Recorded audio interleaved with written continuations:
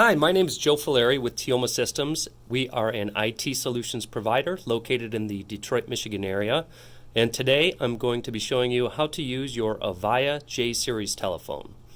Now we're going to break the videos down into three separate parts. In the first video, we'll be talking about the buttons located at the base of the phone, the physical buttons.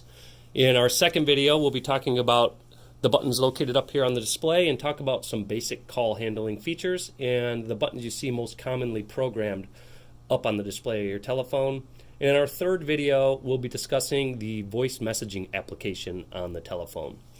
That being said, we can go ahead and get started. The device you're seeing here is the Avaya J179, but really the things we're going to talk about would be applicable for not only the J179, but also the J169 and the J139.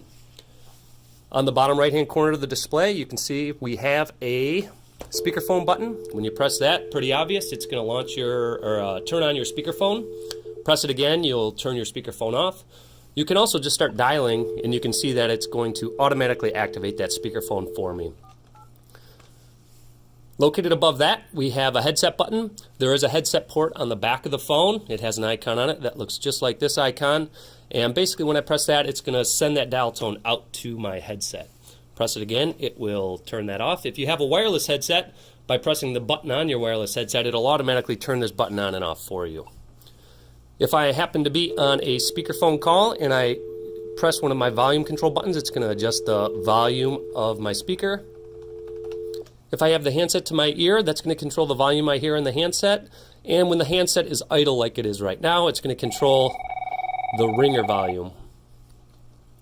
Located below that, we have a mute button. So if I was on a speakerphone call, for example, and I hit that mute button, anytime you see that button lit up blue, that's muting your microphone.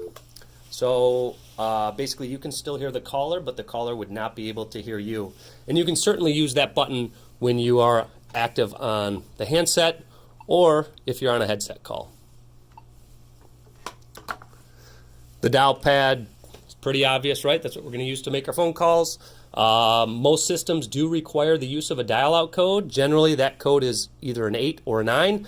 That just indicates to the system that you are looking to make an outbound call. You can check with your system administrator. They should be able to let you know if a dial-out code is required, and if so, what button is programmed as that dial-out code.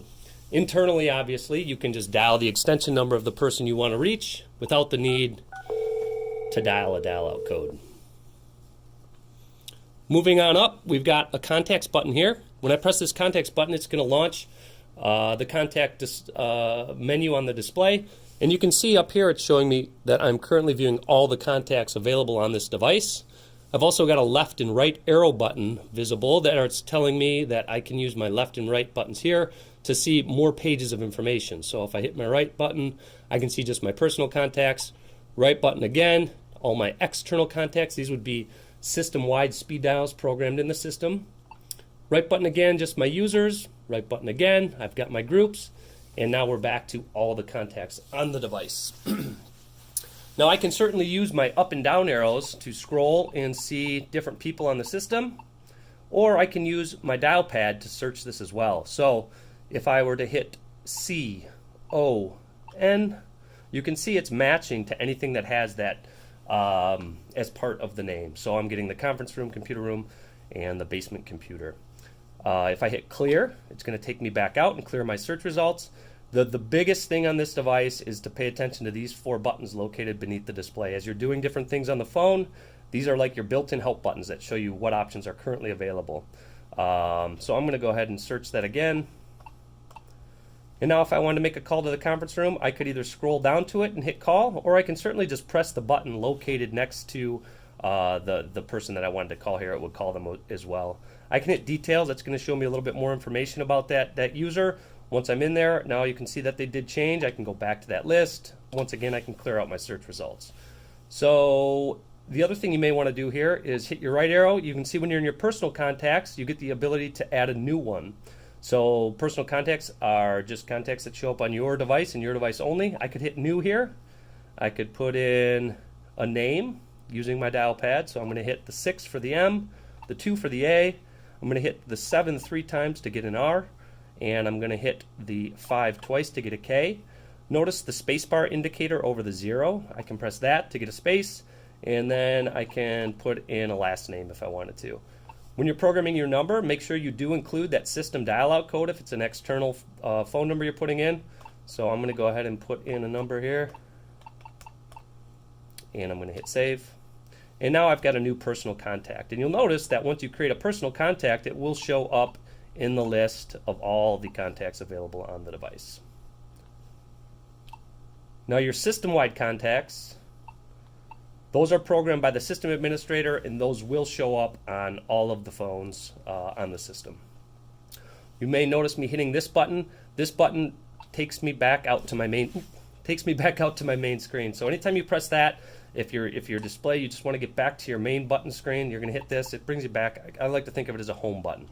That's what this button is going to do for you. All right, moving on. Over here, we've got our caller ID log button. So if I press that, it's going to launch the caller ID log on the device. Again, I've got a left and right arrow button that are showing me there's more pages of information available. Right now, I'm seeing all my caller ID history. If I hit my right arrow, I'm just going to see my missed calls. Right arrow again, my incoming calls. One more time, I get my outgoing calls, and then back to that main caller ID log list. Again, paying attention to these buttons, I can see that there are more options available. I can hit details. It's going to show me the time, the date, and the duration of that call. I can hit call. It'll call that number back. I can hit delete to remove that entry from my caller ID list. One other thing that's kind of nice in here is you can hit more, and you can hit plus contacts. So for instance, let's say you had a missed call from somebody, and you wanted to take their name and their phone number from that caller ID log and add it to your personal contact list. You could go to that call, you can hit plus contact, and it's going to grab that name and that phone number and allow you to modify it if needed. So I could go in here and drop a 9 in front of the number and then save it. And now if I go back to my personal contacts, you can see that it took that name and it brought it right into my personal contacts. In this case, I'm going to hit more and I'm going to hit delete, and it's going to remove that entry. But that's a convenient way to bring information from your caller ID log over into your personal contacts without having to use the dial pad to type the name in manually. I'm going to exit back out to our main display. Up here we've got our menu button on the phone. If I press that, it launches the menu and allows me to go in and view information about the device and kind of personalize it a little bit. The main thing you'd use in here would be found within settings. So if I go into settings, we get some options here for phone where you can control where the calls alert on. Probably not much you're going to do in there. Audio, I can turn the button clicks on the device on and off. The main thing you would use in here, if you scroll all the way down to the bottom, you've got personalized ringing. This allows you to differentiate the ringtone on your device from maybe the person sitting next to you. So I'm going to go ahead and hit select, and this allows me to go ahead and hear the different ringers available on the phone, and then select the one that I want to make active. Once I hit select, I hit save, and now I've just changed the ringer on my device.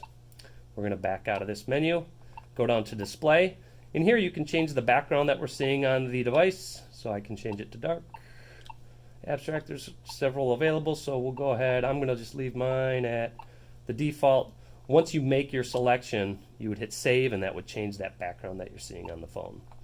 The screensaver, same thing. There's different screensavers available on the device. You can go ahead and select which one you like, and then just save it. This is the setting that tells us how long until the device is going to enable that screensaver.